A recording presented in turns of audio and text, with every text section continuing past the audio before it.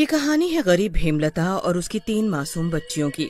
हेमलता अपने 3 बेटियों के साथ एक छोटे से गांव में रहती थी। कुछ दिनों पहले ही हेमलता के पति की नदी में डूबने की वजह से मौत हो गई थी, जिसकी वजह से हेमलता के सिर पर दुखों का पहाड़ टूट पड़ा था। एक रोज हेमलता की बड़ी बेटी पूर्वा अपनी माँ हेमलता से कहती है, माँ बहुत भूख लगी है, पिताजी के बाद से हमें पेट भर खाना तक नसीब नहीं हुआ। पूर्वा ऐसा बोल ही रही थी कि तभी दरवाजे पर खटखटाने की आवाज आती है। हेमलता दरवाजा खोलती है। लाला के हाथ में खाने पीने का काफी सामान होता है। वो पूर्वा को सामान पकड़ाता है और बोलता है, अरे मेरी प्यारी प्यारी बच्चियों, ये देखो मैं तुम सबके लिए खाना और फल लाया हूँ। तुम सब पेट भर कर खाना। अरे हेमलता, आखिर कब तक ऐसे अपनी बेटियों को भूखा रखोगी? अरे मैं तो कहता हूँ कि तुम मेरे साथ मेरे घर चलो, तुम्हें मैं रानी बनाकर रखूंगा और तुम्हारी तीनों बेटियों को पिता की कमी नहीं होने दूंगा। हेमलता गुस्से से बोलती है, लाला जरा अपनी उम्र का तो ख्याल क्या होता, और मेरे पति को मरे हुए कुछ दिन नहीं बीते कि तुम मुझ गरीब पर बुरी नजर डालने लगे। अरे अरे अरे अरे अरे मैं तो बस तीनों बच्चियों के लिए कह रहा था। अरे मेरे तो ना आगे कोई है ना पीछे कोई। तुम मेरे जीवन में आ जाओगी तो तुम्हें भी सहारा मिल जाएगा और मेरा भी भला हो जाएगा। लाला, आप मेरे बच्चों के लिए इतना सब खाना लाए, उसके लिए आपका धन्यवाद। अब आप यहाँ से जा सकते हैं। हेमलता की बात सुनकर लाला वहाँ से चला जाता है कि तभी आसमान में काले बादल छाने लगते हैं। माँ, लगता है बहुत जोर की बारिश होने वाली है, और जरा देखो तो हमारे छप्पड़ की छत भी टूटी हुई है।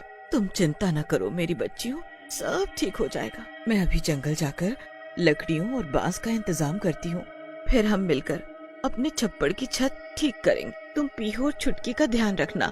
मैं जंगल से लकड़ियाँ लेकर जल्द ही घर आ जाऊंगी। ऐसा बोलकर हेमलता जंगल से लकड़ियाँ काटने चली जाती है कि तभी आसमान में जोर से बिजली कड़कने लगती है। हे भगवान, लगता है बारिश होने वाली है। तभी लाला भी हेमलता का पीछा करता हुआ जंगल में आ जाता है और हेमलता को अकेले पाकर उससे बोलता है, अरे अरे अरे मेरी हेमलता रानी, तुम काहे को इतने घने जंगल में लकड़ियां काटने आ गई?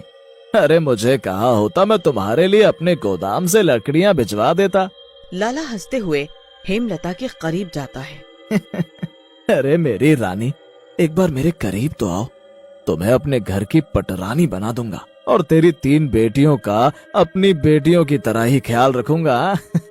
अरे इतना भी क्या शर्माना, जरा मेरे करीब तो आओ मेरी रानी। शर्म करो लाला, ये सब कहते हुए तुम्हारे मुंह में छाले क्यों नहीं पड़ गए? अरे एक तो मैं पहले से ही बहुत दुखी हूँ, ऊपर से तुम हाथ धोकर मेरे पीछे पड़ गए हो। दूर हटो मुझसे, और अच्छा होगा तुम यहाँ से चले जाओ। लाला हेमलता के करीब जाता है और बोलता है। लाला को अपने करीब आते देख हेमलता बहुत डर जाती है, और जैसे ही वो भागने लगती है कि हेमलता का पैर फिसल जाता है और वो जमीन पर पड़ी कुल्हाड़ी पर गिर जाती है, जिसकी वजह से हेमलता का काफी खून बह जाता है और वो तुरंत ही अपना दम तोड़ देती है। तभी जोर से बारिश होने लगती है। लाला हेमलता के पास जाता है और उसे उठाने की कोशिश करता है। हे भगवान, ये क्या हो गया? अरे अरे अरे अरे ये बेचारी हेमलता तो परलोक से धार गई रे। इससे पहले कि कोई मुझे देख ले और ये समझे कि इसे मैंने मारा है, मुझे यहाँ से भाग लेना चाहिए। ऐसा बोलकर लाला वहाँ से चला जाता है। मरने के बाद हेमलता एक डरावनी चुड़ैल बन जाती है। हे भगवान, ये मेरे साथ क्या अनर्थ हो गया? अब मेरी 3 बच्चियों का क्या होगा? वो घर पर मेरी राह देख रही होंगी। एक तो ये तेज बारिश, हे भगवान, मेरे छप्पड़ में तो पानी भर गया होगा। मुझे जल्द से जल्द अपनी बच्चियों के पास जाना होगा। हेमलता चुड़ैल के रूप में अपने घर अपनी बच्चियों के पास पहुँचती है। तभी उसकी तीनों बच्चियाँ अपने सामने चुड़ैल को देखकर काफी डर जाती हैं। चुड़ैल, चुड़ैल, कोई हमें बचाओ! पूर्वा रोते हुए जोर जोर से चिल्लाने लगती है। माँ, माँ, हमें बचाओ माँ, हमें इस चुड़ैल से बचाओ माँ, माँ। छुटकी और पीहू भी चुड़ैल को देखकर जोर जोर से रोने लगती हैं। मेरी बच्चियों, तुम रो नहीं। अरे मैं चुड़ैल ही तुम्हारी माँ हूँ। एक हादसे में मौत हो गई, जिसकी वजह से मैं चुड़ैल बन गई। पर तुम तीनों घबराओ नहीं, मैं तुम्हें कुछ नहीं होने दूंगी, कुछ नहीं होने दूंगी। माँ देखो ना, घर में कितना सारा पानी आ गया है, ऊपर से टूटी छत से पानी झमाझम गिरे जा रहा है। मुझे तो बहुत डर लगने लगा है। हे भगवान, पानी तो कमर तक पहुँच गया है, हमें जल्द ही किसी से मदद मांगनी होगी। तभी पीहू जोर से रोने लगती है। चुड़ैल पीहू के आंसू पोंछती है और देखती है कि पीहू को बहुत तेज बुखार है। पीहू, तुम्हें तो बहुत तेज बुखार है, तुम चिंता मत करो, तुम्हारी माँ तुम्हें अभी दवा खाने ले जाएगी।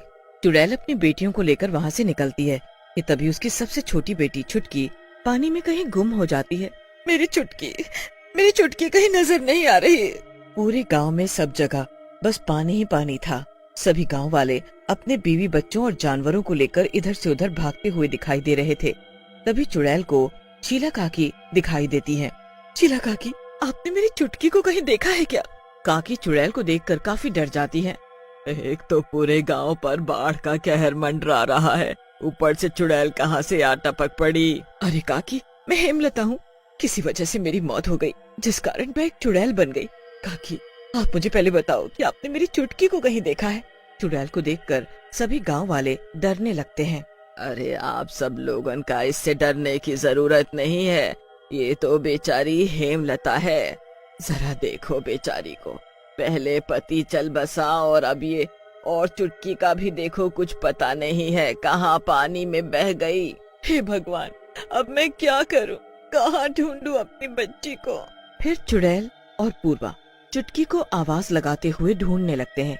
कुछ ही देर में बारिश भी बंद हो जाती है, पर पूरे गांव में पानी ही पानी भरा होता है कि तभी चुड़ैल और पूर्वा की आवाज सुनकर लाला वहां आ जाता है और चुड़ैल से बोलता है, हेमलता, तुम्हारी ये हालत मेरी वजह से हुई है, हो सके तो मुझे माफ कर देना और तुम चिंता ना करो, मैं चुटकी को ढूंढने में तुम्हारी मदद करूंगा। मुझ बदनसीब चुड़ैल माँ पर तो बाढ़ का कहर ऐसा आया कि मैं क्या बताऊं। मेरी एक बच्ची बुखार से तप रही है और दूसरी बाढ़ के पानी में न जाने कहाँ गुम हो गई। ऊपर से बाढ़ की वजह से हमारा झोपड़ा भी डूब गया। अब मैं क्या करूंगी? ऐसा बोलकर चुड़ैल रोने लगती है। तभी लाला चुड़ैल से बोलता है, तुम रो नहीं, पहले तो तुम मुझे पीहू को दो, मैं इसे दवाखाने ले जाकर इसे दवा दिलाता हूँ। तुम जाकर चुटकी को ढूंढो और तुम्हें घबराने की जरूरत नहीं है। मैंने जो गलती की है उसे सुधारने का एक मौका तो मुझे मिलना ही चाहिए।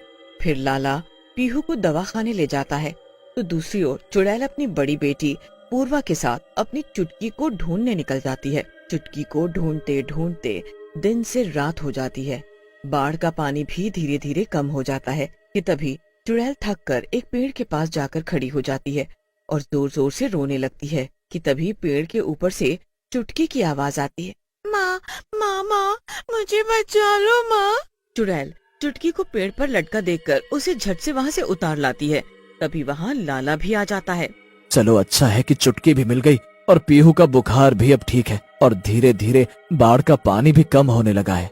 हेमलता, मैं माफी के काबिल तो नहीं हूँ, पर फिर भी हो सके तो मुझे माफ कर देना। मुझे तुम पर बुरी नजर नहीं डालनी चाहिए थी। मैं सच में अपने किए पर बहुत शर्मिंदा हूँ। मेरी ही वजह से आज तुम एक चुड़ैल बन गई हो। लाला, जो हुआ उसे भूल जाओ और तुमने आज मेरी मदद करके बहुत अच्छा काम किया। मेरी बेटी ही मेरा सब कुछ है, इनके सिवा तो मेरे पास अब कुछ भी नहीं बचा है। रहने के लिए मुझ गरीब माँ के पास एक झोपड़ा था, पर बाढ़ के कारण अब तो वो भी मुझसे छिन गया। हेमलता, मैंने तुमसे पहले भी कहा था कि मेरे तो ना आगे कोई है और न पीछे, इसलिए अगर तुम मुझ पर भरोसा करो तो मैं तुम्हारी बेटियों को अपने साथ अपनी बेटियों की तरह अपने घर में रख सकता हूँ। उन्हें अपनी बेटियों की तरह ही पूरा प्यार सम्मान दूंगा और कभी कोई तकलीफ नहीं होने दूंगा। फिर लाला चुड़ैल के आगे हाथ जोड़ता है और बोलता है, मुझे अपने पाप धोने का एक मौका दे दो हेमलता, मैं तुम्हारे आगे हाथ जोड़ता हूँ।